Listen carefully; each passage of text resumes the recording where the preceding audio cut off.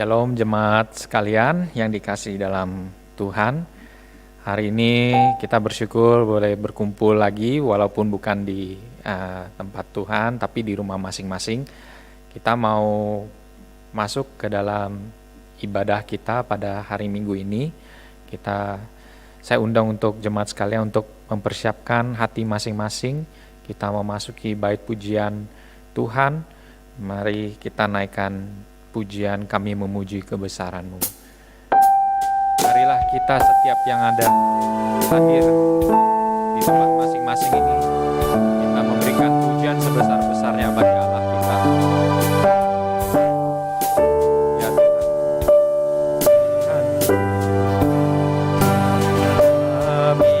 Apabila ku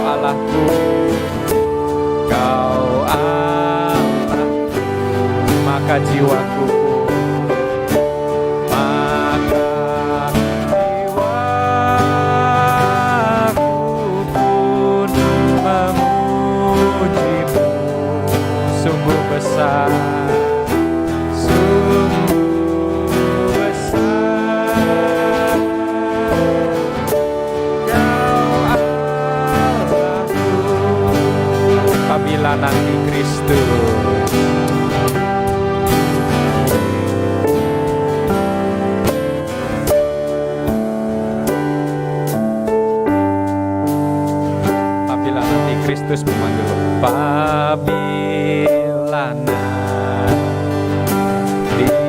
Kristus memanggil, sukacitaku amatlah besar, karena terkabullah,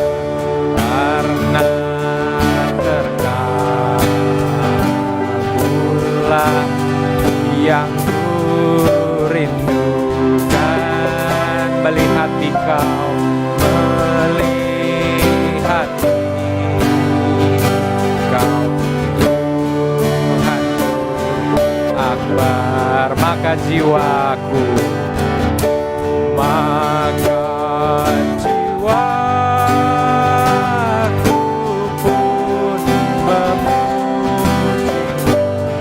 sungguh besar,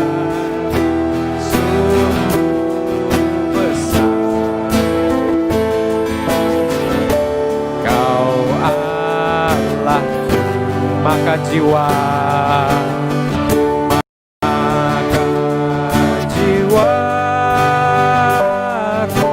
pun memuji-Mu, sungguh besar, sungguh besar,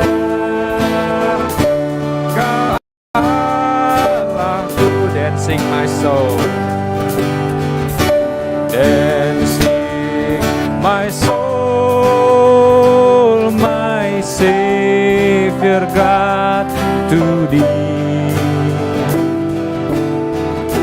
How great Thou art, how great Thou art. Then sings my soul, then sings my soul, my Savior God, to Thee. How great thou art, how great thou art, how great thou art, how great thou art, how great thou art, how great thou art.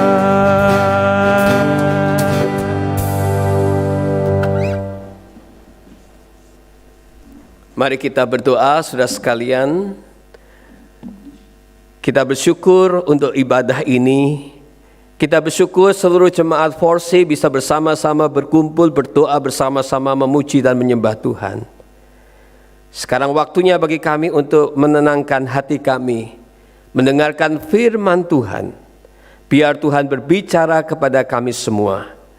Kami bersyukur, berterima kasih untuk teknologi yang menolong kami bisa berbakti bersama-sama, walaupun di tempat yang berbeda-beda.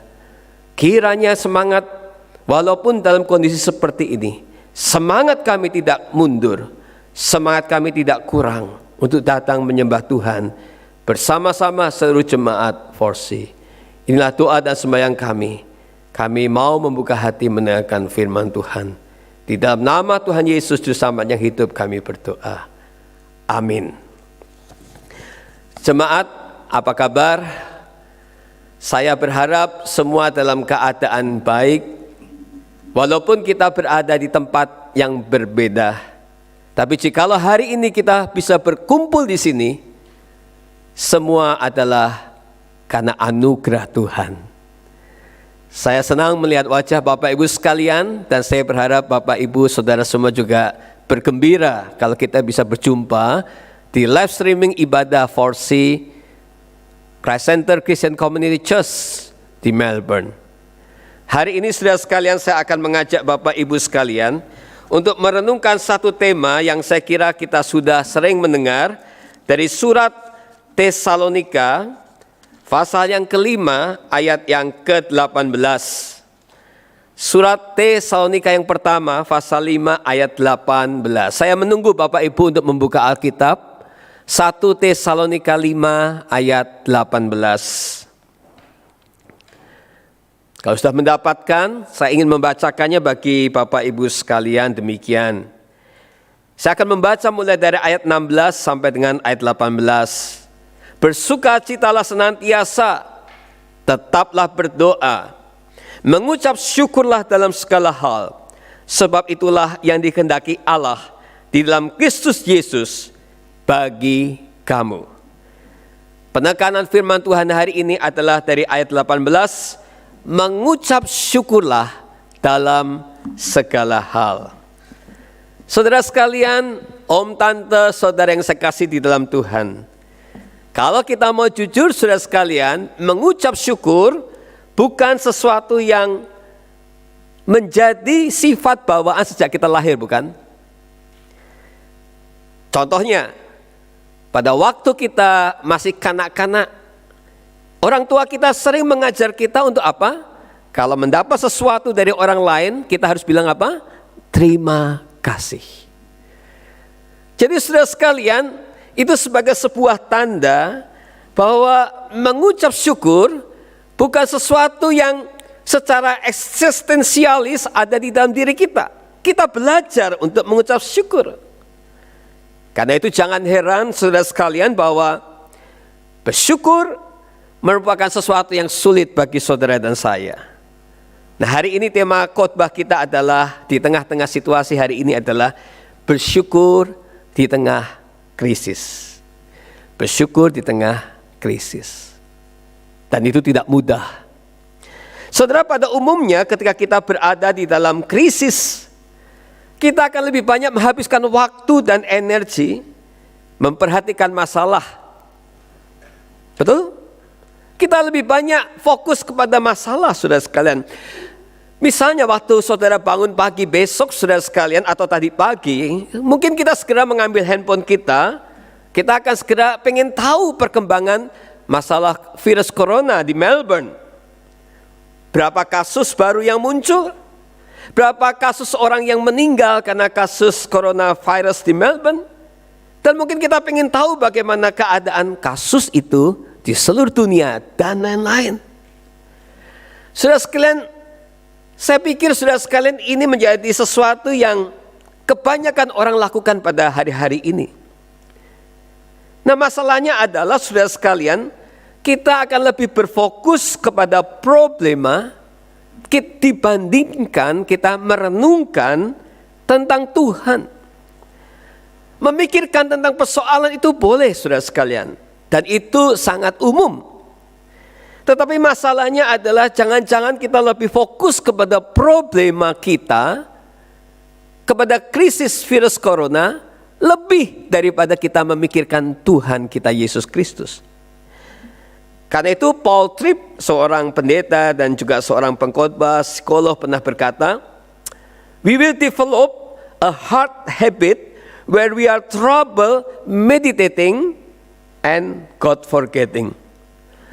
Tanpa kita sadari saudara sekalian, kita sedang mengembangkan kebiasaan merenungkan kesulitan-kesulitan hidup dan kita melupakan Tuhan.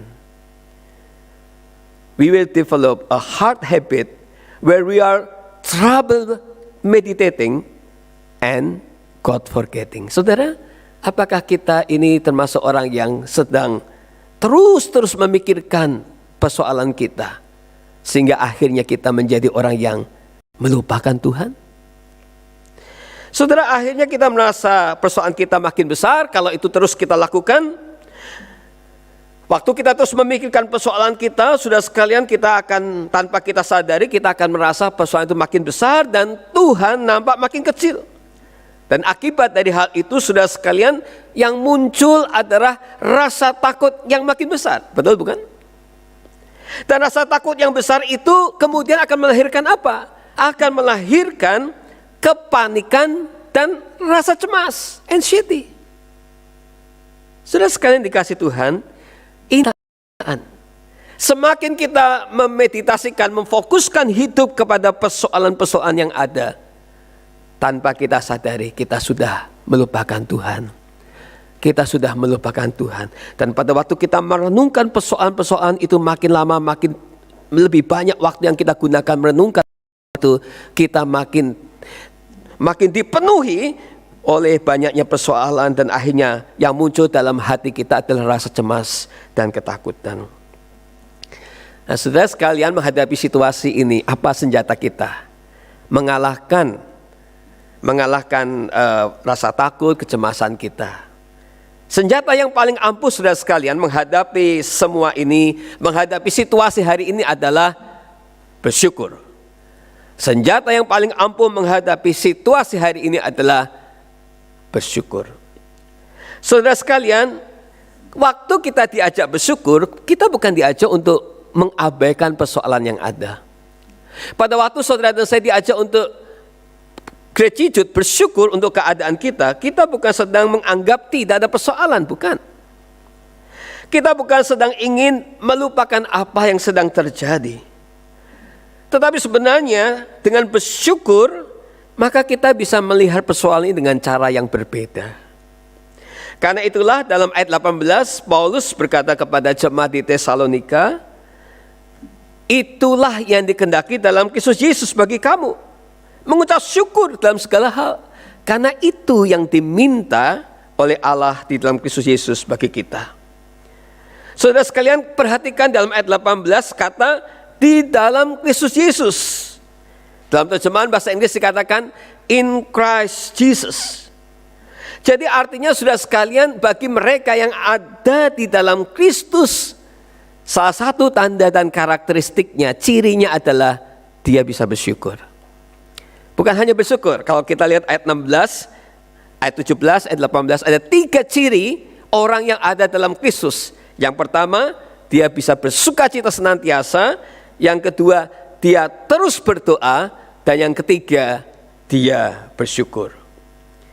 Karena itu 1 Korintus 15 ayat 7 berkata, barang siapa ada di dalam Kristus, in Christ, dia adalah ciptaan baru. Dan ciri dari ciptaan baru adalah 3. Dia bisa bersukacita, dia berdoa selalu, dan dia bersyukur senantiasa. Itulah 3 tanda orang-orang yang ada di dalam Kristus. Saudara sekalian, pertanyaannya adalah bagaimana kita bisa tetap bersyukur dalam keadaan seperti ini? Ketika tingkat pandemi virus corona ini sudah begitu luar biasa, melumpuhkan 1/4 kota-kota di dunia. Lebih dari 199 kota atau tempat negara terinfeksi oleh virus ini. Bagaimana kita masih bisa bersyukur kepada Tuhan? Saudara, yang pertama, bersyukur kepada dan untuk apa yang Allah kerjakan bagi saudara dan saya. Bersyukur kepada Tuhan, bersyukur kepada Allah. Mulai dari ayat 12 sampai dengan ayat 15, kalau nanti Bapak Ibu bisa membaca setelah selesai ibadah ini, Paulus menjelaskan bahwa kepada jemaat Tesalonika bahwa tanda-tanda orang yang punya hubungan dengan Kristus adalah dia mengucap syukur, dia bersuka cita, dia berdoa dan mengucap syukur. Nah, saudara sekalian, hati yang bersyukur adalah tanda orang yang telah mengalami anugerah Allah dengan limpah. Mungkin minggu depan kita akan membahas 2 ciri yang lain, tetapi hari ini saya ingin berfokus kepada bersyukur. Mereka yang bersyukur adalah orang-orang yang telah mengalami dengan limpah anugerah Tuhan. Dan saya rasa bersyukur bukan hanya ungkapan dari Paulus atau ajakan Paulus. Dalam kitab Amsal pun, penulis Amsal sudah mengajak kita untuk bersyukur, bersuka cita. Dikatakan karena hati yang gembira adalah obat, semangat yang padam meruntuhkan tulang. Saudara sekalian, Amsal pun sudah mengajak kita untuk selalu bersuka cita dan bersyukur. Dan di dalam Efesus 5 ayat 20 juga Paulus berkata, ucaplah syukur senantiasa atas segala sesuatu di dalam nama Tuhan Yesus. Jadi saudara sekalian, rahasia pertama kita bersyukur adalah kita bersyukur secara vertikal kepada Allah. Allah yang hidup, Allah yang memelihara kita, Allah yang senantiasa ada dalam kehidupan saudara dan saya. Saudara sekalian, ketika Paulus mengajak jemaat Tesalonika untuk bersyukur, saudara ingat, pada waktu itu ajaran filsafat yang berkembang di jemaat Tesalonika adalah ajaran Stoa, di mana ajaran Stoa mengajarkan kepada orang-orang pada waktu itu bahwa nasib yang menentukan nasib dan bagaimana kehidupan kita adalah nasib. Nasib itulah yang menentukan kehidupan sekarang dan nanti. Mereka beranggapan dunia ini sudah berjalan dan akan berjalan dengan sendirinya.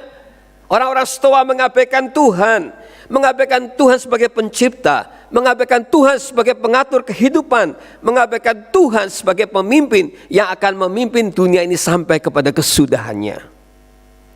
Saudara sekalian, jelas pandangan ini bukan pandangan Alkitab. Pemazmur mengingatkan saudara dan saya dalam Mazmur 103 ayat 2, pujilah Tuhan hai jiwaku dan janganlah lupakan kebaikannya. Saudara sekalian, Tuhan telah memelihara dunia ini sampai sekarang. Jangan lupakan kebaikan Tuhan yang memelihara dunia ini. Bukan hanya Tuhan memelihara, dalam ayat 23 dari 1 Tesalonika 5 ayat yang ke-23 dikatakan, semoga Allah damai sejahtera mengkuduskan kamu seluruhnya. Allah bukan hanya memelihara dunia, menciptakan saudara dan saya. Allah juga memilih dan menyelamatkan saudara dan saya. Allah mengkuduskan saudara dan saya menjadi umat pilihannya. Itu adalah karya Allah dalam hidup saudara dan saya. Tapi hari-hari ini saudara sekalian, manusia modern melupakan Tuhan. Melupakan Tuhan sang pencipta, melupakan Tuhan yang memelihara kehidupan, dan melupakan Tuhan penebus hidup kita. Kalau kita ketemu banyak orang di dunia ini, mereka seolah hidup tanpa percaya bahwa ada Tuhan yang mengatur dunia ini. Satu kali ada 2 orang pelaut Australia mendarat di London. Saudara sekalian, setelah mereka menikmati satu malam yang indah, mereka mabuk-mabukan di bar, saudara sekalian. Setelah mereka berdansa, lalu mereka keluar dari bar untuk kembali ke pelabuhan, ke kapal mereka. Tetapi saudara sekalian, pada waktu itu mereka sudah setengah sadar dan mereka berdiri. Dan mereka bertemu dengan seorang perwira angkatan laut Inggris. Dan salah satu pelaut Australia ini bertanya, tahukah saudara, di mana saat ini kita berada? Dalam keadaan mabuk, dia bertanya, kamu tahu nggak kita ada di mana? Karena si pelaut Inggris ini mungkin merasa tersinggung dengan pertanyaan itu, saudara sekalian, maka dia berkata, Oh, maksudnya kamu bertanya, siapakah saya ini? Maka salah satu pelaut tadi kemudian berkata kepada temannya, nah sekarang kita kacau. Kita tidak tahu di mana kita berada dan dia tidak tahu siapa dia. Nah, saudara, inilah kenyataan manusia hidup di zaman postmodernisme. Kita tidak tahu di mana kita berada. Kita tidak tahu bahwa dunia ini diciptakan Tuhan. Dan kita juga tidak tahu siapakah kita. Kita merasa hebat, kita merasa mampu. Tetapi dengan virus corona kita baru sadar, we are nothing. Banyak orang merasa hebat. Dan baru sekarang mereka menyadari mereka tidak ada apa-apanya. Ada kuasa yang lebih besar yang bisa mengontrol dunia ini. Virus corona menyadarkan kita semua di mana kita berada. Di dunia yang penuh dengan kesusahan dan penderitaan. Virus corona menyadarkan siapakah sebenarnya saudara dan saya. Kita bukan manusia super. Ada kuasa yang lebih besar di luar hidup saudara dan saya. Dan bagi mereka yang di luar Kristus, kuasa itu adalah mungkin virus corona. Tetapi bagi saudara dan saya ada di dalam Kristus, kuasa yang lebih besar dari luar hidup saudara dan saya adalah kuasa Allah yang telah memelihara dunia ini dan menyelamatkan saudara dan saya. Mari kita bersyukur untuk Allah yang telah memelihara, menciptakan dan memelihara dunia ini. Nah, yang kedua, saudara sekalian, mari kita bersyukur untuk sesama dan apa yang ada di sekitar kita. Saudara sekalian, mulai dari 1 Tesalonika ini kita melihat bagaimana Paulus mengajak jemaatnya untuk bersyukur kepada Tuhan atas gereja-gereja. Mulai dari surat-suratnya Paulus selalu menekankan bagaimana menaikkan syukur untuk gereja-gereja yang ada. Mengucap syukur untuk para pemimpin gereja. Dalam surat Roma, Efesus, Kolose dan lain sebagainya. Mengucap syukur untuk orang-orang di sekitar kita. Hari ini saudara sekalian, walaupun dalam keadaan kita tidak bisa bertatap muka secara langsung, mari kita tetap naikkan syukur saudara sekalian. Mari kita bersyukur bahwa kita masih bisa berbakti dengan saudara-saudara seiman anggota gereja Forsi, semua orang yang mengasihi Tuhan pada hari ini. Saudara sekalian, seluruh dunia ini penuh dengan kemuliaannya, penuh dengan berkat-berkat umum yang Tuhan berikan kepada seluruh manusia. Saudara, dengan virus corona, saudara, banyak dari saudara yang dipaksa tinggal di rumah. Lebih banyak menggunakan waktu untuk bertemu dengan keluarga dan berada di dalam rumah mereka. Saudara sekalian, dengan virus corona seolah-olah hidup kita diperlambat. Jikalau biasanya kita hampir tidak lagi bisa menghargai setiap menit dan detik kehidupan kita, sekarang kita mulai diajak untuk menghargai kesempatan demi kesempatan. Kalau bangun pagi dalam keadaan tubuh kita sehat, kita bersyukur luar biasa. Dengan virus corona kita dipimpin untuk bagaimana kita melihat hidup ini tidak take it for granted. Kita mulai menghargai setiap kesempatan. Kalau kita bisa menghirup udara segar di luar dan tidak harus selalu ada di apartemen, kita merasa senang luar biasa. Saudara sekalian, dengan virus corona kita mulai mengerti bahwa hidup ini sebenarnya kita tidak boleh hanya take it for granted. Sadarlah saudara sekalian bahwa Tuhan memberikan hidup ini begitu indah. Saudara sekalian, kita harus mensyukuri mulai hari ini betapa karena teknologi saudara dan saya juga bisa berbakti sampai hari ini. Nah, saudara sekalian, mengucap syukur merupakan suatu kekuatan ajaib yang memampukan saudara dan saya untuk bertahan di dalam kehidupan ini. Saudara, apakah kita bisa bersyukur dengan keadaan di sekitar kita? Saudara, mari kita lihat orang-orang di sekitar kita. Mari kita tetap bersyukur. Bersyukur untuk para nurse, dokter yang masih ada, bekerja luar biasa. Di garis paling depan menolong orang-orang yang sakit. Kita bersyukur untuk mereka. Bersyukur untuk orang-orang yang kerja di supermarket, di shopping center, di supermarket, khususnya di grocery. Bagaimana mereka berjuang untuk tetap menyediakan kebutuhan orang-orang banyak. Bersyukur untuk para anggota yang bekerja di pemerintahan, di Centerlink. Mereka bekerja luar biasa untuk memastikan bahwa janji-janji pemerintah bisa dilaksanakan. Mari kita bersyukur untuk semuanya itu. Bersyukur untuk polisi yang membantu menjaga kita, sehingga mengharap dengan demikian penyebaran virus corona boleh semakin lama semakin berkurang. Mari kita bersyukur. Saudara, sebenarnya kita sudah memasuki musim musim gugur. Kita sudah mulai memasuki musim gugur. Kemarin pada waktu saya menyetir mobil, saya baru sadar bahwa di sepanjang jalan daun-daun sudah mulai berubah warna. Biasanya pada musim gugur banyak orang yang kemudian mengambil foto karena begitu indah. Tapi mungkin kita sudah lupa keindahan alam di sekitar kita. Kita terlalu fokus kepada persoalan dan problema kita. Mari kita bersyukur untuk sekitar kita. Mari kita doakan mereka. Dan salah satu tanda kita bersyukur adalah doakan orang-orang yang harus bekerja dalam situasi seperti ini. Orang-orang yang harus tetap ada di jalanan. Orang-orang yang harus tetap memastikan bahwa makanan kebutuhan di supermarket tetap ada. Kita doakan mereka supaya mereka tetap diberi kesehatan sama seperti saudara dan saya. Bersyukur untuk sesama kita. Dan yang ketiga, ini tidak mudah. Bersyukur untuk persoalan. Saudara, saya percaya ketika saudara mendengar poin ini pasti muncul keraguan-raguan di hati kita semua. Saya pun awalnya sedikit galau. Mau sampaikan atau tidak. Tapi setelah melihat semua yang Alkitab ceritakan. Kalau Anda dan saya membaca semua kisah-kisah mujizat di dalam Alkitab. Nampaknya saudara sekalian setiap kali ada mujizat selalu dimulai dengan persoalan. Tidak ada saudara sekalian mujizat yang terjadi begitu saja tanpa ada diawali dengan persoalan. Dalam semua catatan firman Tuhan, nampaknya setiap kali ada persoalan, maka di sanalah mujizat terjadi. Tidak ada seorang pun yang memang senang dan menikmati kesusahan hari-hari ini. Saya percaya tidak ada, saya juga tidak. Kita selalu ingin kehidupan kita semua lancar dan aman. Sudah sekalian problema virus hari ini sepertinya menggoyahkan kehidupan kita yang sudah lancar-lancar itu. Tapi itulah kenyataannya. Kita sepertinya sedang membayangkan, saudara sekalian, kita sedang mengimajinasikan sebuah dunia lain di mana di dunia itu berbeda, tidak ada kesusahan, tidak ada penderitaan. Kita sedang membayangkan seandainya saya ada di dunia seperti itu, betapa indahnya. Itu juga persis seperti kalau saya membayangkan seandainya papa saya, mama saya tidak menikah dengan seorang pria bernama Surya Chandra, tidak akan saya ditinggalkan papa saya pada waktu umur 4 tahun. Andai kata mama saya menikah dengan orang lain yang bukan bernama Surya Chandra, mungkin hari ini saya tetap akan punya orang tua. Tapi saudara sekalian, pernahkah saudara berpikir, kalau mama saya betul menikah bukan dengan orang yang namanya Surya Chandra, kira-kira lahir nggak orang seperti saya? Apakah Yonatan akan lahir di dunia ini? Tentu tidak.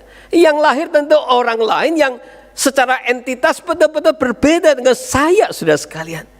Jadi andai kata saudara sekalian, saudara mengimpikan ada dunia baru tanpa penderitaan, kesusahan seperti yang saudara pikirkan mungkin hari-hari ini, dan saudara bisa membayangkan hidup di sana, percaya saudara dan saya mungkin tidak ada di sana. Dan kehidupan di sana tentu berbeda dengan kehidupan kita hari ini. Dan Tuhan mau saudara dan saya hidup di dunia yang saat ini. Saudara sekalian dikasihi Tuhan, setiap perubahan dari satu masa ke masa yang lain tentu membawa problema sendiri. Tetapi karena itulah kita semakin dewasa dan kuat. Saya ingat waktu kita belum bisa naik sepeda, kita belajar naik sepeda. Kadang-kadang jatuh, saudara sekalian, terluka. Tapi justru ketika kita sudah terluka, kita tahu bagaimana naik sepeda dengan baik. Dan sekarang kita bisa naik sepeda bagi beberapa orang. Pada waktu saudara belajar berenang, saudara sekalian, mungkin saudara minum begitu banyak air. Tapi ketika saudara sudah bisa melewati semuanya itu, kita menjadi lebih kuat dan kita bisa berenang lebih jauh. Setiap perubahan memang nampaknya tidak menarik buat saudara dan saya. Tapi saudara sekalian, itulah yang membuat kita menjadi dewasa dan kuat. Pada waktu gigi kita mulai bertumbuh, kita merasa sakit. Tapi tanpa itu kita tidak punya gigi yang lengkap dan kuat. Semakin kita mencoba melarikan diri dari problema, semakin kita menjadi lemah. Tetapi semakin kita berani menghadapi problema yang kita hadapi, itu menjadi kesempatan kita mengalami mujizat Allah. Ketika saudara berani menghadapi problema, mujizat Allah sedang menanti saudara. Saya ingat tahun 98 ketika kerusuhan Mei terjadi di Jakarta. Waktu itu saya sedang memimpin satu radio Kristen. Hari itu saudara sekalian, saya masih ada di radio. Sebagai seorang yang membawai begitu banyak reporter, kita tidak bisa tinggal di rumah. Saya harus pergi ke kantor untuk memastikan para reporter kami ada di lapangan. Saya ingat salah satu reporter kami sampai sambil memberikan laporan, masuk ke dalam got karena tembakan-tembakan. Dia mendengar begitu banyak tembakan di telinganya. Dia masuk ke got untuk menghindari tembakan-tembakan yang diarahkan mungkin kepada para mahasiswa atau kepada perusuh pada waktu itu. Dan saya harus memastikan reporter saya semua dalam keadaan selamat. Dan saya ingat pada malam itu, pada sore itu jam 4 waktu saya mau pulang. Saya melihat Jakarta sudah dalam keadaan yang tidak nyaman. Saya dari jam 4 sore tidak bisa pulang ke rumah sampai jam 12 malam. Lari ke sana, lari ke sini, api di mana-mana. Dan saya berpikir, begitu berat. Tapi akhirnya saya lewat dan hari ini saya hidup.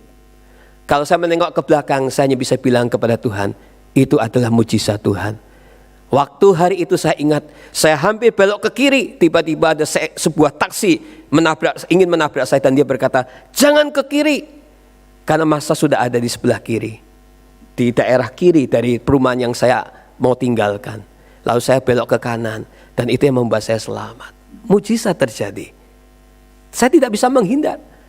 Kalau kita tidak bisa menghindar problema, hadapi dengan iman kepada Tuhan dan percaya mujizat pasti terjadi. Problema membuat kita makin kuat. Kesusahan membuat kita makin kuat. God often wraps His blessing in problems. Seringkali Tuhan itu membungkus berkat-berkatnya dengan kado penderitaan dan kesusahan. Terima saudara sekalian, karena itu justru akan membuat saudara dan saya menjadi lebih dewasa. Saya percaya ketika kita melewati virus corona krisis ini saudara sekalian, saya percaya akan lebih banyak orang-orang Kristen yang akan punya iman lebih dewasa daripada hari-hari sebelumnya. Bahkan krisis ini akan membuka banyak orang, membuka hati banyak orang untuk menerima Yesus sebagai Tuhan dan Juru Selamat. Saudara sekalian, jikalau kita melakukannya, maka kita akan dimampukan mengendalikan apa yang ada di dalam hati kita.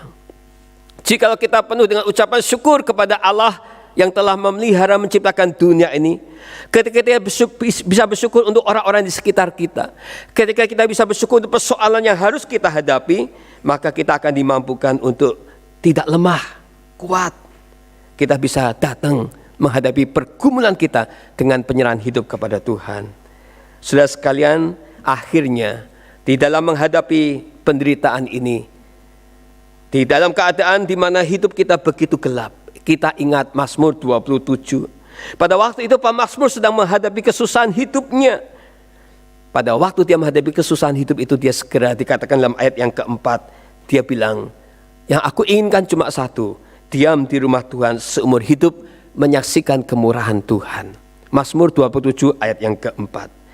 Dia bukan melarikan diri dari kenyataan hidup yang sulit, yang pahit. Tapi dia ketika dia berkata, aku ingin diam di rumah Tuhan, dia ingin saudara sekalian melihat pergumulan hidupnya dari tempat yang tinggi, dari tempat di mana Tuhan berada, dari tempat di mana kasih anugerah Tuhan itu bertahta. Dari tempat itulah dia ingin melihat betapa sulitnya kehidupan dia. Dia ingin menggunakan kacamata anugerah Tuhan melihat kehidupannya. Dia ingin melihat bagaimana hidup yang sulit itu dengan kacamata Allah yang berkuasa, Allah yang mengatur dunia ini. Karena itu dia berkata, aku ingin diam di rumah Tuhan. Hari ini saya ingin mengajak Bapak Ibu sekalian melihat kesusahan hidup kita dengan kacamata Allah yang menciptakan hidup saudara dan saya, dan Allah yang terus memelihara hidup saudara sekarang bahkan nanti. Karena itu sekali lagi, tetaplah bersyukur, mengucap syukurlah dalam segala hal, sebab itulah yang dikehendaki Allah dalam Kristus Yesus. Mengucap syukur karena Allah telah menciptakan dunia dan memelihara kita dan menyelamatkan kita. Yang kedua, mengucap syukur untuk semua orang di sekitar hidup saudara hari-hari ini.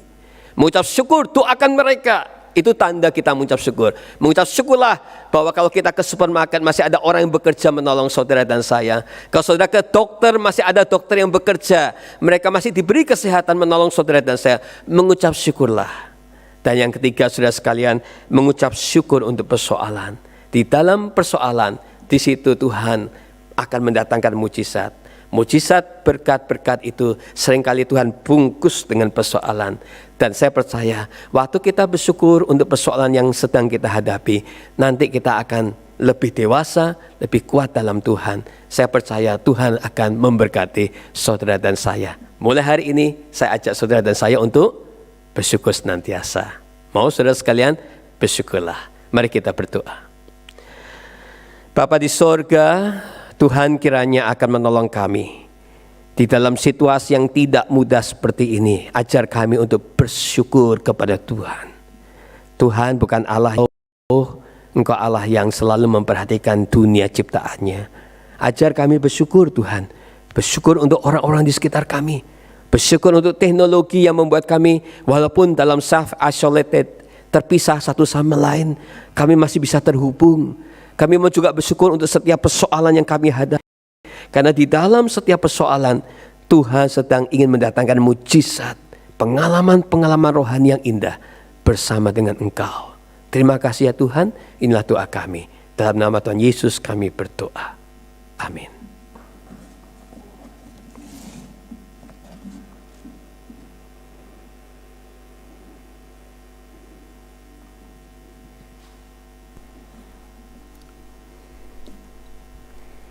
Jemaat sekalian, begitu indah firman Tuhan yang kita terima pada sore hari ini. Marilah juga kita boleh belajar untuk lebih lagi mengucap syukur untuk kasih Tuhan yang telah merawat kita sepanjang waktu. Nah, sebelum ibadah ini kita akhiri, saya mau ngajak saudara sekalian, jemaat sekalian, untuk kita merenungkan satu pujian yang luar biasa ini. Saya ambil pujian ini, saya ingin berbagi sedikit saja. Saya mengambil pujian ini karena saya merefleksikan apa yang terjadi dalam kehidupan saya. Memang situasi seperti ini tidaklah gampang. Saya mengalami banyak sekali masalah dalam hidup saya. Tapi saya percaya kalau Tuhan yang akan menempatkan mujizat di balik setiap masalah itu.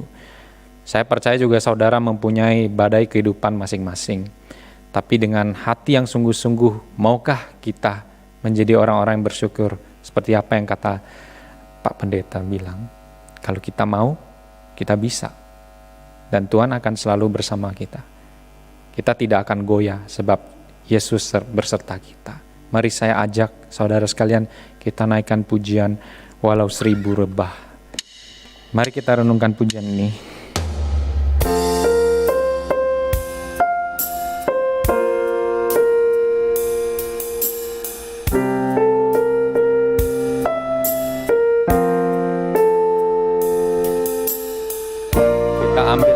Dari pujian ini dan kita taruhkan dalam hati kita masing-masing. Biarlah kita menjadi orang-orang anak-anak Tuhan yang luar biasa.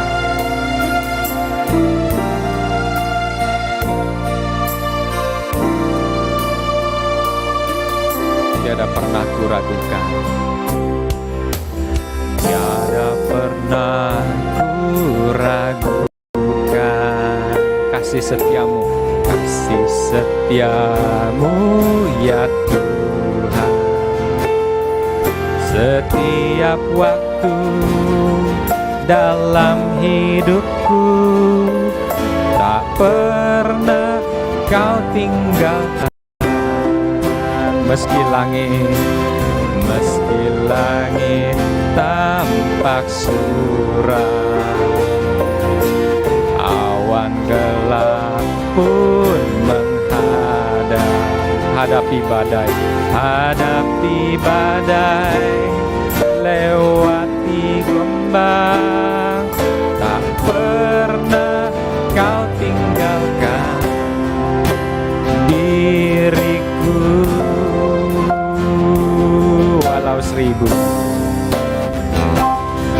Walau 1000 rebah di sisiku,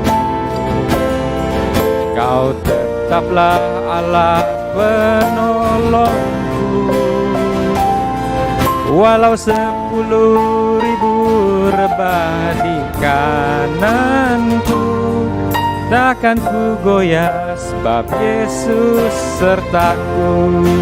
Walau 1000 rebah di sisiku, Kau tetap tetaplah Allah penolong. Walau 10.000 rebah di kananku, takkan ku goyah sebab Yesus sertaku. Baitnya kedua.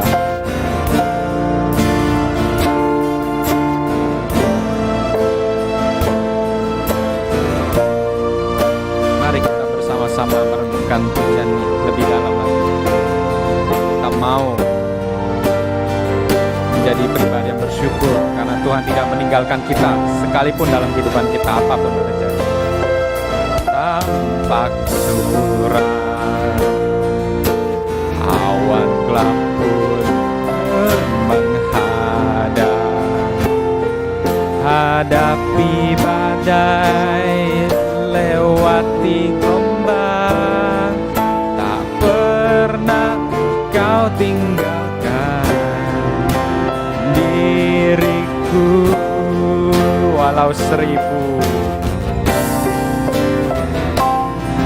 Walau 1000 rebah di sisiku, kau tetaplah Allah penolongku. Walau 10.000 rebah di kananku, takkan ku goyah sebab Yesus sertaku. Walau 1000 rebah di sisiku, kau tetaplah Allah penolongku. Walau 10.000 rebah di kananku, takkan ku goyah sebab Yesus sertaku. Takkan ku goyah, takkan ku goyah sebab Yesus sertaku. Takkan ku goyah, takkan ku goyah sebab Yesus sertaku.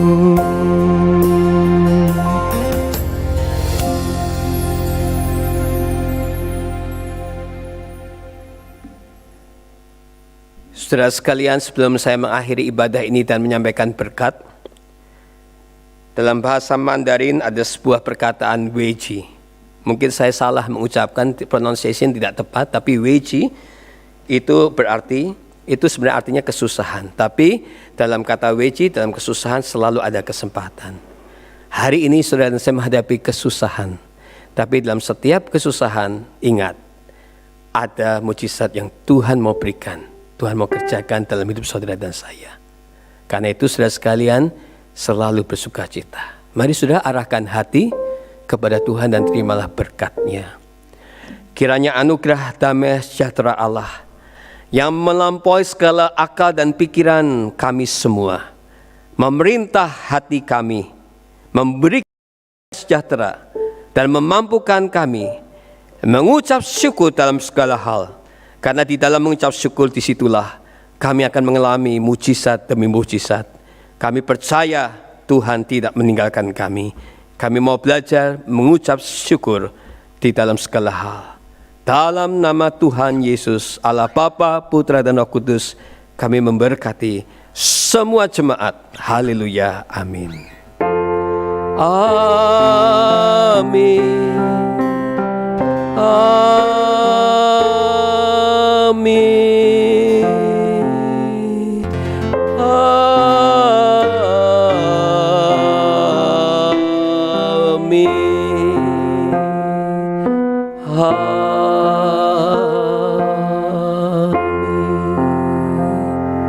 Amin.